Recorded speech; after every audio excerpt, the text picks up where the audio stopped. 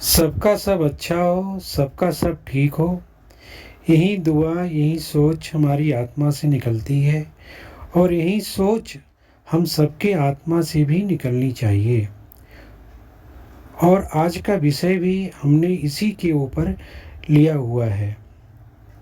हम लोग अपना जीवन शांति से जीना चाहते हैं, खुश होकर रहना चाहते हैं और हर पल आनंद से भोगना चाहते हैं, परंतु ऐसा नहीं कर पाते हैं और ऐसा हो भी नहीं पाता है। अगर परमात्मा से या ईश्वर से कोई उम्मीद हम रखते हैं तो ये उसकी मजबूरी नहीं, बल्कि ईश्वर के प्रति, परमात्मा के प्रति उसका लगाव और अटूट विश्वास होता है।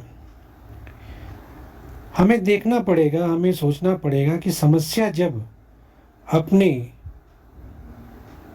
प्रियजनों से, रिश्तेदारों से हो तो समाधान खोजना चाहिए,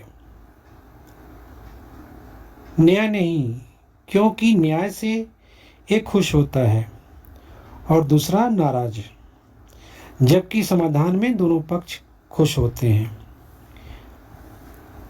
हमें ध्यान रखना चाहिए कि जहाँ दया है वहाँ धर्म है, जहाँ लोभ है वहाँ पाप है और जहाँ पे क्रोध वहाँ पे नाश है। और जिसके पास क्षमा का गुण है, दया का भाव है, परमात्मा भी उसी के पास रहना चाहते हैं और ये माना भी गया है। आजकल हम लोग देख रहे हैं कि मन और शरीर दोनों परेशान हैं और शारीरिक बीमारियां बढ़ती जा रही हैं। लोग एक दूसरे से खुश नहीं हैं और लोगों में रोगों का प्रभाव बढ़ता जा रहा है, जिससे लोगों का ज़्यादा पैसा भी खर्चा हो रहा है। हम लोगों ने कभी सोचा कि इसका कारण क्या है, इसका उत्तरदायित्व कौन है?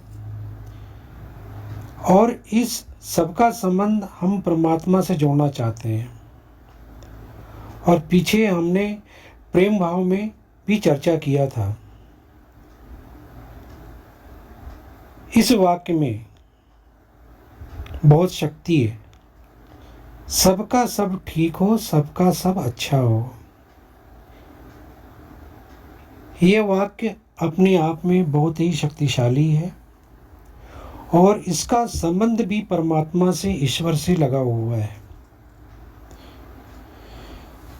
अगर हम केवल पूरे दिन में नियम से 10 बार कहना शुरू कर दें और सोच को बदल दें तो परमात्मा भी कहते हैं, परमात्मा का ज्ञान भी है कि इंसान 99% इस सब चीज़ों से ठीक हो सकता है, उसका जीवन भी बदल सकता है और मानसिक और शारीरिक शक्ति में विकास होगा।